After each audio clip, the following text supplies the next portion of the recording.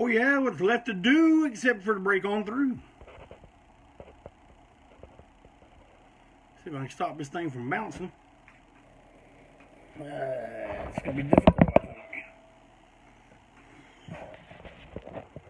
think. Yeah, we got some people coming on into the house.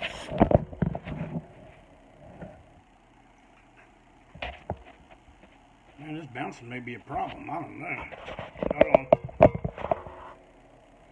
There we go. Oh well, it may bounce. What can I do? What can I do?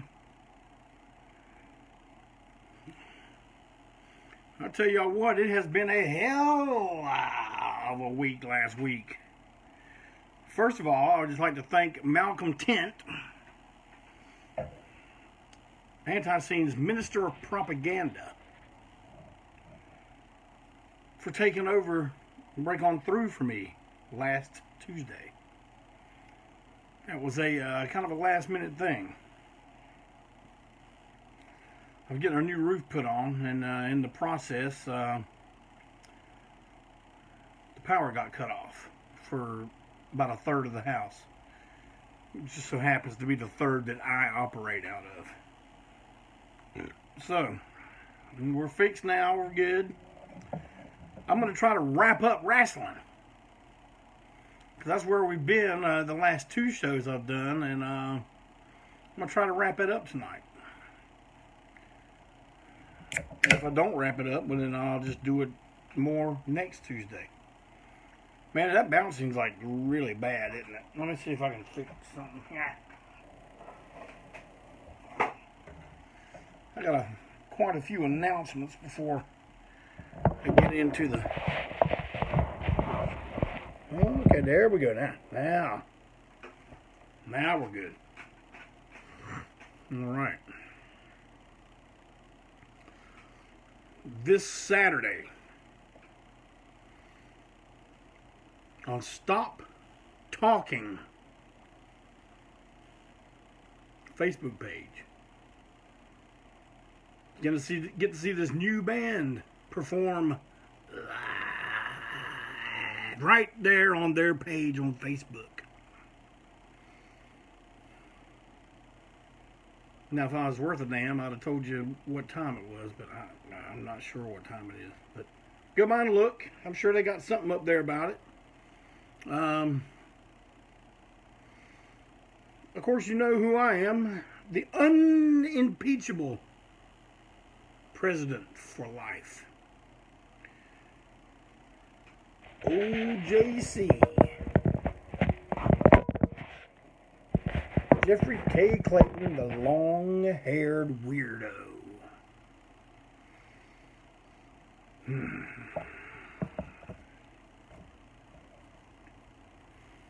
there's been glitches and problems everywhere. I know some of you wrote me.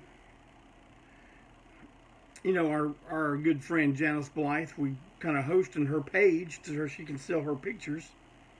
For those who don't know, she was Ruby in The Hills Have Eyes 1 and 2, and she was also the star of other great classics such as Eaten Alive. Okay. She was also in Phantom of the Paradise. All like legendary films, and you probably saw her in some, and it's just like, yeah, man, I didn't. Incredible Melting Man. Great. Anyway, we're kind of hosting her page, sell her pictures. But there was some kind of thing going on where if you tried to do it off your cell phone, it would just take you straight to a PayPal site, and you couldn't use the shopping cart. Well, we got that straightened out. So now, we put the link on, you just go to it, you can use it, all is well. You can get one of these. Except it won't be autographed to me. It can be autographed to you. That's the iconic pose right there of the great heel turn at the end of the movie. So, please continue to go visit. There'll be new pictures added. As Malcolm told you, we sold completely out of Live from Quarantine in about 6 days. I'm not sure how many TKO has at the moment. But there's a thing on our website that says, you know, if you want Live from Quarantine, you can click on TKO's link and go straight to TKO and get it from them. That's the label that put it out. As of right now, only 2 places you can get it. I don't know how many they have sent out to distributors. I imagine they didn't have a whole lot of time to do that. Stick Elliott, loved as Janice 8x10. Janice rules. Thanks for purchasing, Stick. You're a consummate horror and exploitation film fan. I knew you wouldn't want to be left out of that great opportunity.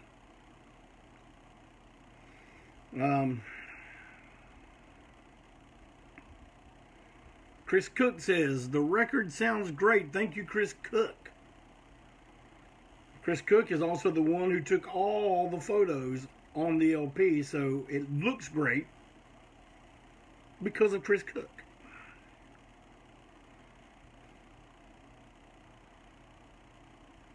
Sound quality unmatched. Well, yeah, I tell you guys what, it sold out so quick.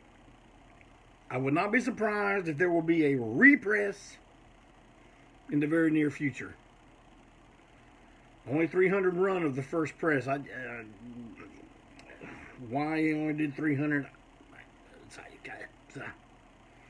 But I can guarantee you something that you can look for down the road, and that is Live from Quarantine 2.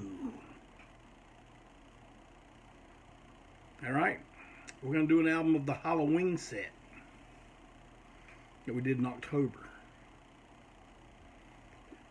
Will it have a DVD in it too? I don't know. I don't know if we're going to go that route again or not.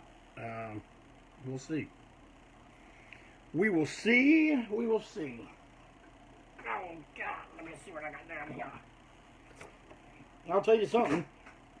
You're going to be hearing some news about from me relatively soon, and that is our main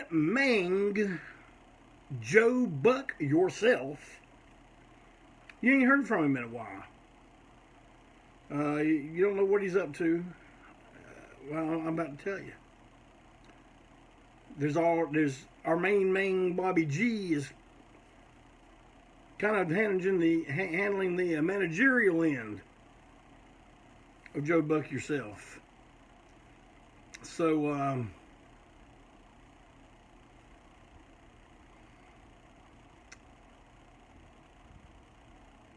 soon, I mean right now, you can go now on any of their Facebook pages and Bobby G, Digital Warfare Records, Joe Buck yourself. Get some great new t-shirts with some very at the moment topics that are guaranteed that when you wear them out in public, somebody's gonna cry. That's always good. So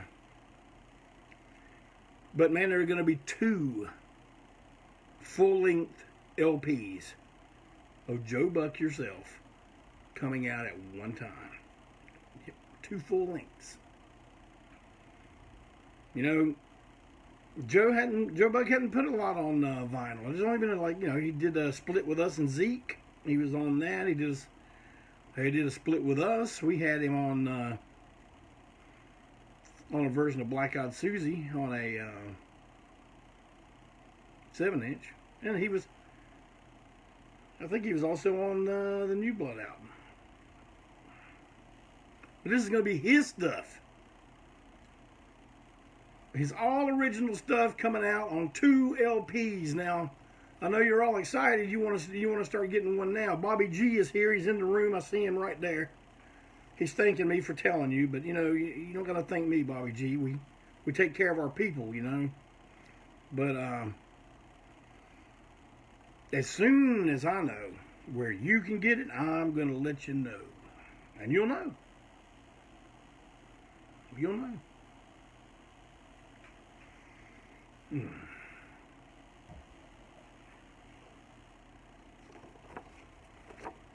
Yeah, here's one of Janice's pictures. Very rare of her in blonde. She didn't stay blonde for long, but it's available on her page. Like I said, it's coming up. There's going to be more. A lot to choose from. And those of you who have done so already, and you write to her and you tell her what you want, you know she's a very sweet lady. Is not put out at all by you giving special instructions of how you want it signed. She wants you to be happy. We want you to be happy. Work is commencing on the Here to Ruin Your Groove reissue. Going to be a slow process, but the finished product will be a sight to behold.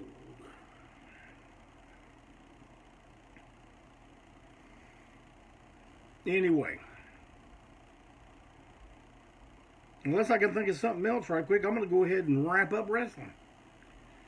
Now, usually I listen to my previous shows so I can kind of hear where I left off and don't repeat the same thing. I didn't do that this time. And I told you, this has been a hell of a week. Looks like a hell of a week's coming. Looks like this week may end with a brand new little grandson in the next room over.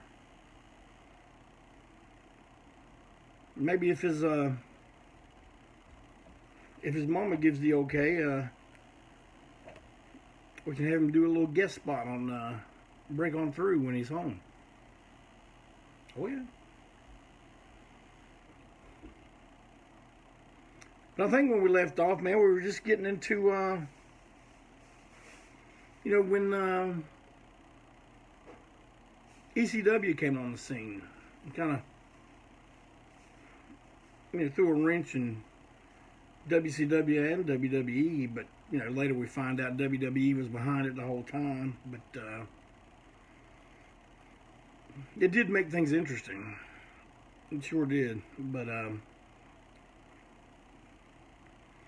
everybody thinks I like everything they did. I didn't like everything they did.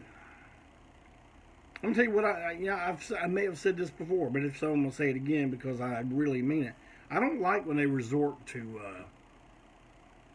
cussing and calling people bitch and all that. I don't like that. I don't like that whole street talk. I don't like it.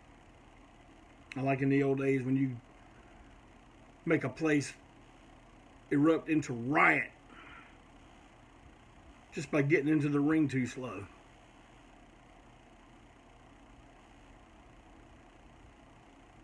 Or like my main George Sal refusing to take your coat off in the proper amount of time. He's not ready. Got to chill in here. Some guys can make a place erupt just by looking at them. I understand that was what Johnny Valentine was very good at. And I believe it. I never saw him in person myself, but I saw Greg Valentine. I saw Greg Valentine leave the ring like he was, uninterested in the whole thing. Just stop, turn around and look at the audience. Not mean, not happy, just looked at them. The place erupted. Did he revel in it and bask in it? Just turned his head back forward and kept walking. Man, I got goosebumps just thinking about that. That was such a moment, man. To see that big room with 1,200 people in it, man.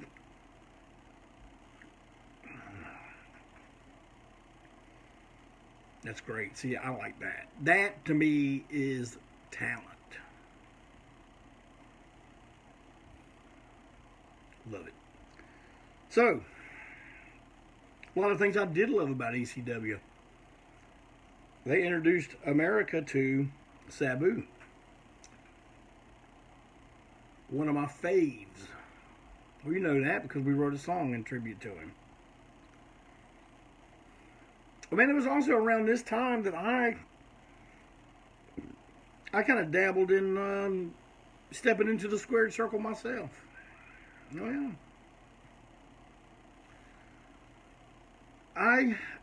Me and Mad Brother Ward and Barbecue Young used to go see these house shows out in Monroe, North Carolina, run by a fellow named Jim Fox. Now, he usually had some names on, you know, retired names, but names that we were interested in. But, man, we'd catch every one of these we could, and they were awesome. 4 o'clock this morning. They were awesome, and it was at one of these when I first met a fella named Mad Dog David Lynch. I thought he was incredible. And so I got to talking to him, you know, and as time went on, you know, we kind of became friends, and he says, man, why don't you get into it? I'm like, man, I don't know how to get into it. He's like, well, hell, I'll train you. Okay. It's him, 2 other fellas. A fellow named Scott McKeever, who, hard to kind of say this, but, you know, if he had taken some smarter paths in his life, he probably could have been someone that everybody on this show right now that's watching, was right when I said the name, would know. That's how good this guy was. But he is unfortunately no longer with us. And it was him and another fellow named, I don't remember his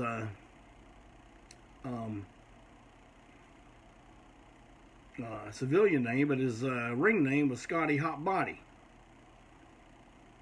And these guys, they trained me, and we did shows in Glen Alpine, North Carolina, Lenore, the home of Jeff and Joe Young, and Kings Mountain, North Carolina. And so, you know, hanging with these guys, I got to meet a lot of people. Matter of fact, I think it was around this time is when I first met George South, a guy that I feel very fortunate that I call him a friend,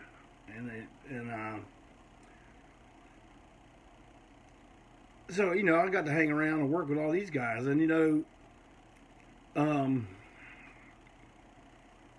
even if I didn't do too much memorable in the ring, man, I'm telling you, sitting in the dressing room and listening to Wahoo McDaniel hold court, whatever discomfort or you know, what it seemed like doing a lot of work for nothing may have added up to, was worth every bit of it, getting to sit and listen to him talk.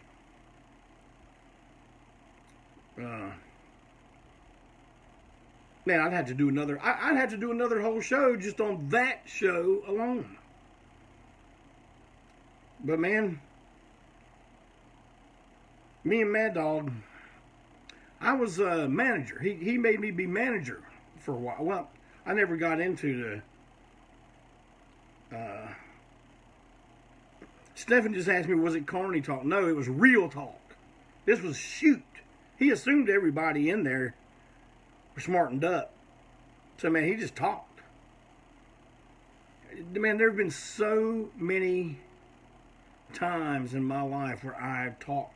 I've been sitting down with people and got a conversation and wish immediately after that I had recorded every bit of it. And that's one of those days. I mean, they probably wouldn't have let me, but that's one of those conversations, man. Anyway, I'm the manager. I'm Rip Carnage. I carried around a big chrome femur bone. My man was Mad Dog David Lynch. We both had the same, the same kind of build, same kind of look, big beard, long hair. Except I wore my big rebel flag robe that looked like something the Freebirds wore. It was actually made by the exotic Adrian Street. He made it. Jimmy Repo of Repo Records paid Adrian Street to make it. So there's some history for you. Exotic Adrian Street made that robe. When you see the old videos, the old pictures and all, that's it. Anyway, I would wear that. We didn't really have a story for me at this point. I guess it wasn't required, but man, we opened a show in Kings Mountain, and yeah, James, I still got the jacket.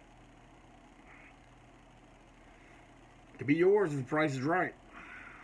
But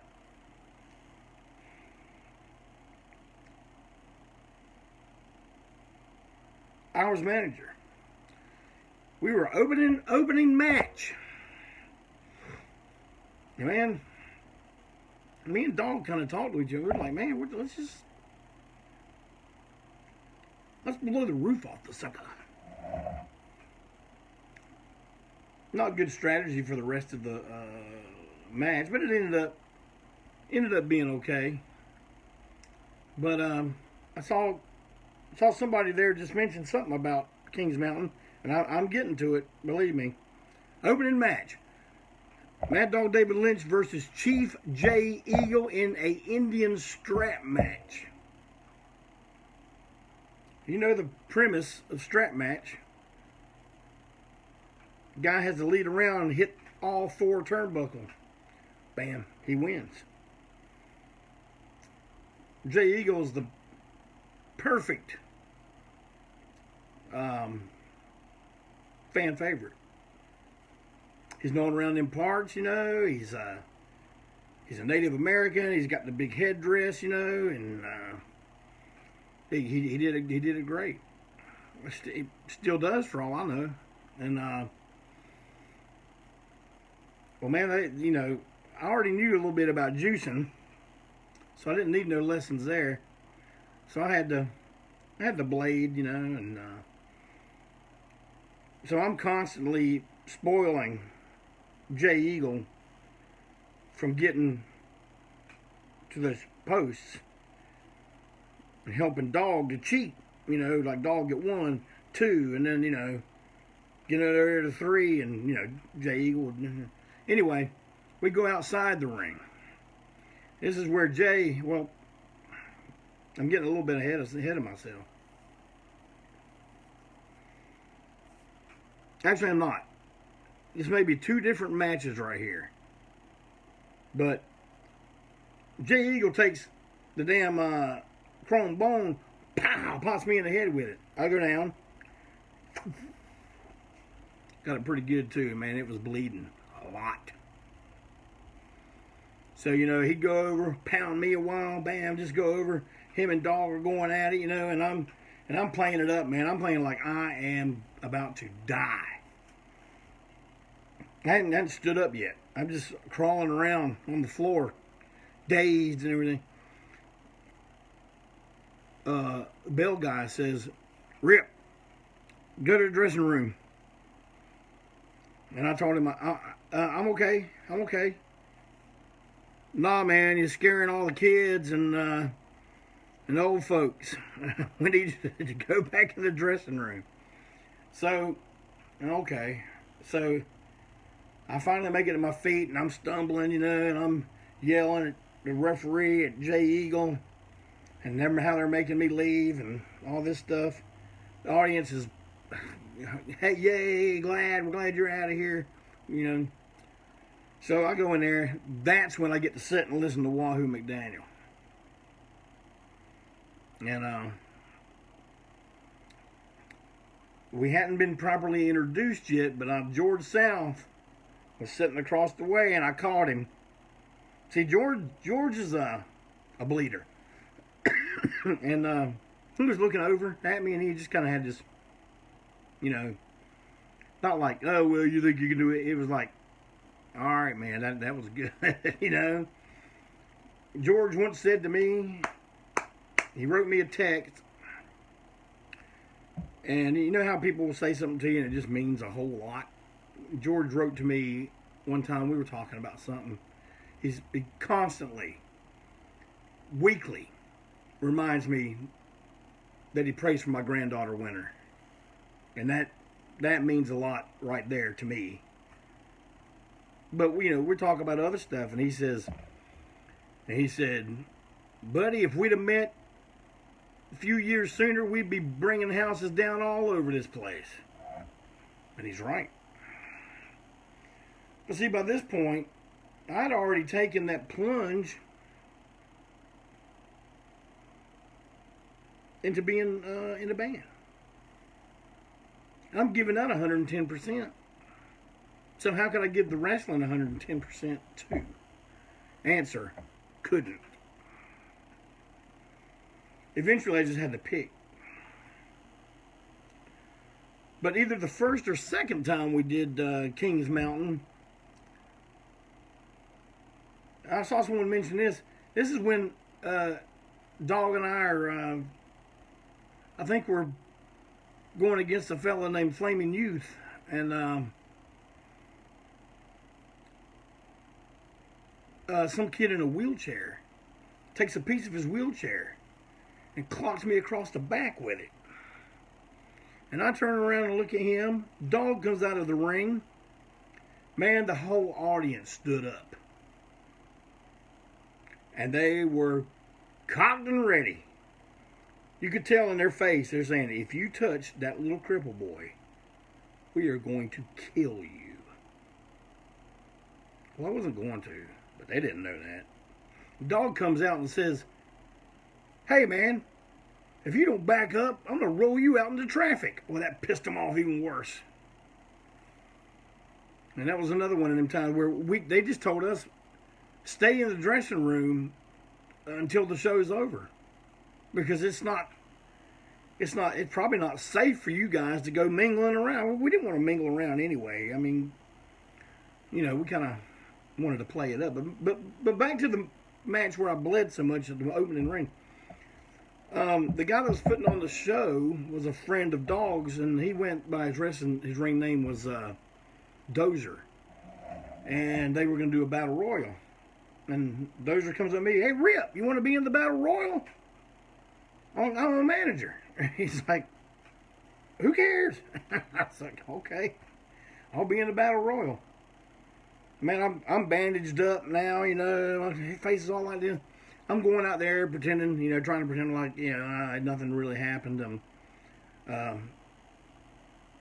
Pointing at guys that weren't as big as me, you know, pointing out that their bellies and stuff, acting like I'm just disgusted. Calling people dirty hippies. I catch women staring at me and I, you know, throw them a kiss or something, and they just stand up, throw something. So battle royal comes, man. We're in there going at it. You know, it's just when you got 12 guys in a ring, you know, it's kind of not much room to move, but you know, we can sit there and talk. You know, 4 or 5 guys go, and then it's time for me to go. They want to pare it down to 2 guys that are going to, you know, fight it out. The ones that, you know, we're bringing some people in and stuff. And Dozer grabs me, arm, shoulder. Says, Rip, you ready? I say, I ain't never been over the top rope, man. He goes, well, here you go. Woo! Top rope. Bam. Concrete. An old man from 3 rows back charged his way to the front to kick me.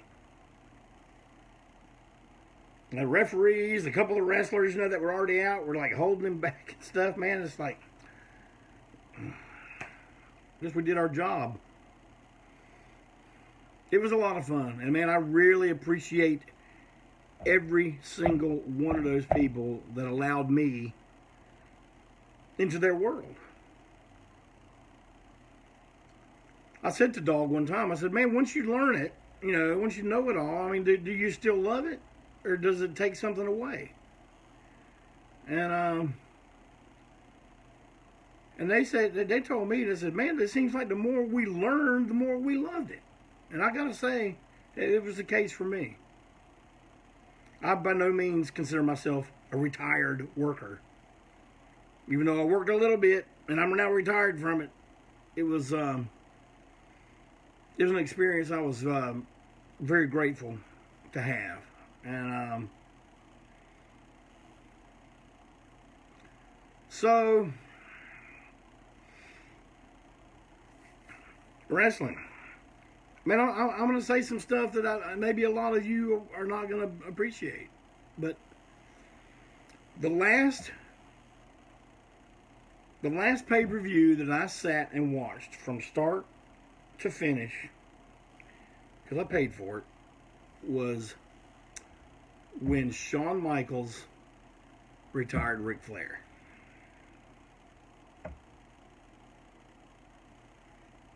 Last one. My life got too busy to sit in front of a TV for 3 hours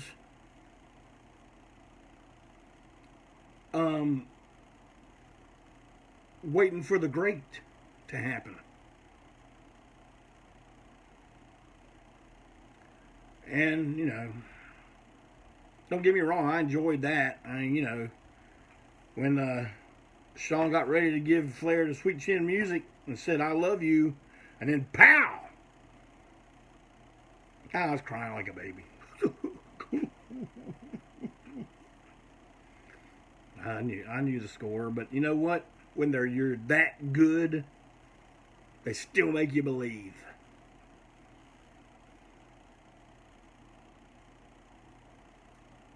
But I don't watch the stuff that's out there now. And it's not because, it's not what it used to be. There's some people out now that this is what they're growing up on. This is what they're cutting their teeth on. And this is going to be classic to them one day. Man, I don't begrudge these people at all. These kids, any of you out there watching it, man, more power to you. If you get some enjoyment out of it, more power to you. I just can't do it anymore, man. If I want to watch, you can say, well, you get the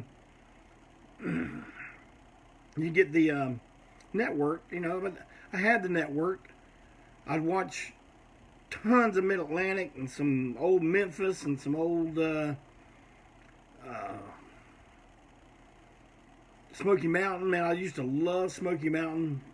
I'm skimming a ton of stories of people we knew and all. It'll come to me at some point one day. But hell, it's Break On Through. No one tells me what to do on Break On Through, right? If I want to talk about wrestling 3 weeks from now, I will. Happy Zevia.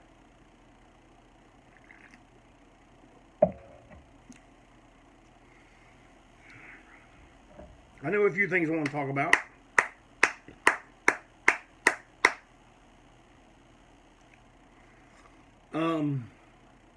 I know a lot of people saw my review of my Epson printer. And I know a lot of you were disappointed that it wasn't a little bit more grandiose destruction. But you know what? I'll be straight up with you. This is Break On Through. All I know how to do on Break On Through is be straight with you. You. And that is, I didn't feel like cleaning up the fucking mess. If you had seen what my week was like prior, and what it looked like it was going to be moving on, you would understand. Yes, I even agree that I am. This is not us. But that's what you got. I'll tell you what, though, I got such a great feeling out of hearing that thing hit the bottom of that damn dumpster. Fuck Epson. Never again. I got a brand new brother right here on the floor. As soon as I can get my son-in-law over here to hook it up so it don't end up in the dumpster along with that Epson, I'll be back in business. Got a new Blu-ray player. Mine fucked up the other night, and I just like...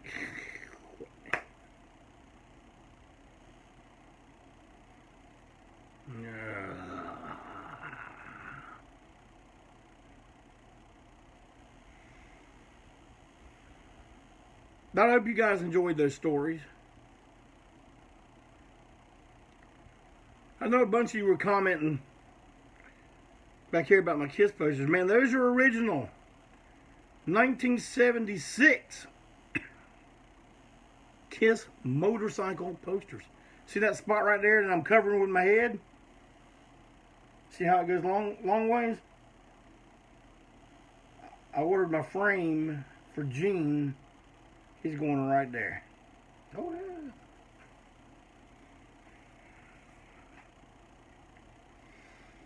yeah. Yep.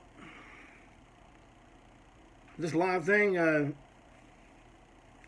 Janice has expressed interest about doing some live broadcast from the page. So maybe in the near future we'll be seeing some of those.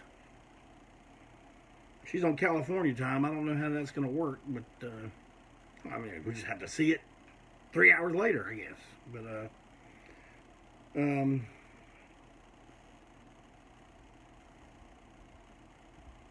Malcolm Tent. He's got shows going all week. Or he's got one on Thursday for sure. Maybe even Wednesday. Alright, I got some questions. Let me round these up right quick. Stefan wants to know about that red jacket back there. Well, here, let me move over a bit. See that guy right there? That is that's T-H-E-E, Cosmic Commander of Wrestling. That was his main gimmick. That's the coat. As y'all know, Cosmo is no longer with us. But his ex-wife graciously gave this and the blue jacket to me. I don't have one of his turbans, but I got the jacket. It'll stay in that case for the rest of my days. Look him up if you don't know. He was the singer of Rancid Vat for a good bit, the Philadelphia chapter. A great chapter in Rancid Vat history. So, there was another question. Thoughts on King Kong versus Godzilla versus Kong? See, they didn't give him the name King Kong because he's not king. Godzilla is king of the monsters. I enjoyed the movie, man. I don't know, you can say whatever you want about CGI. It looks like a video game, but man, you know, that stuff has really come along. You know, it's not like it was. I can't even think when CGI first made its appearance and it looked terrible. But it looks good. It looks great. So what? You're watching a video game. So what?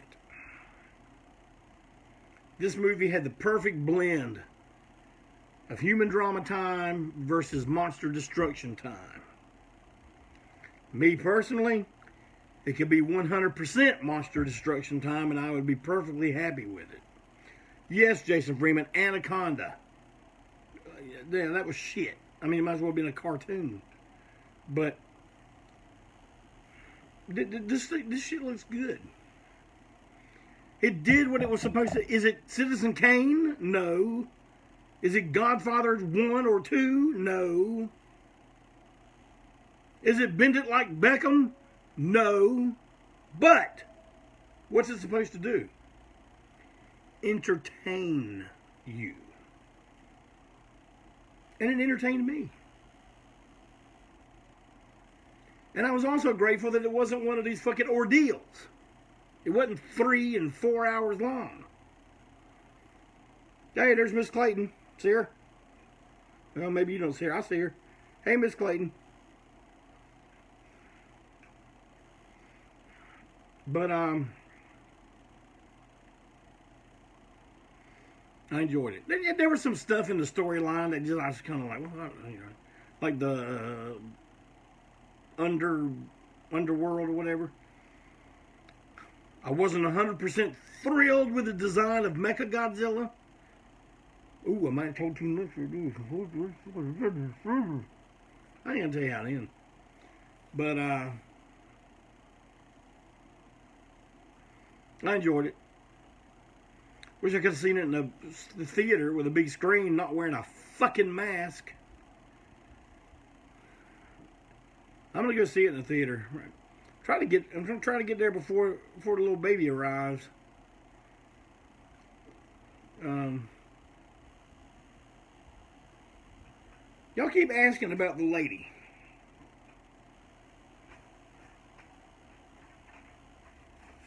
I don't know if I can show too much. This might be against community standards. But my main mic thrower. This used to reside in his dad's workshop.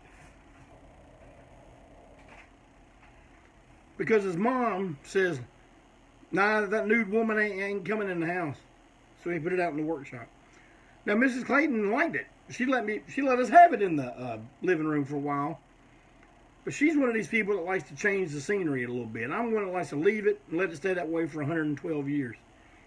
But she moved her in here, and I'm still trying to find a place. Because, see, Mike Thrower, you know, since old JC's got that bad knee now and he can't do shit like, you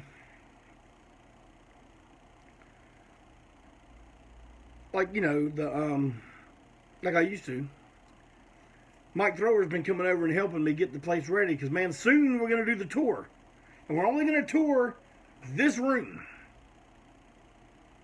Believe me, there will be enough to excite and upset everybody.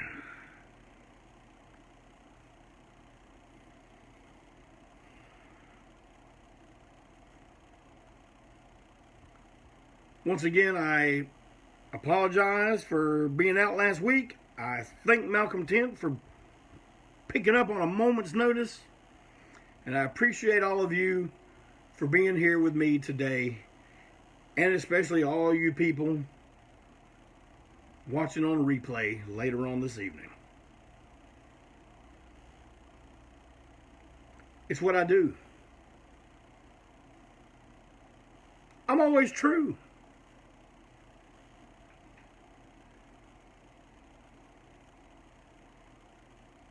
You got to be that way when it's time to break on through.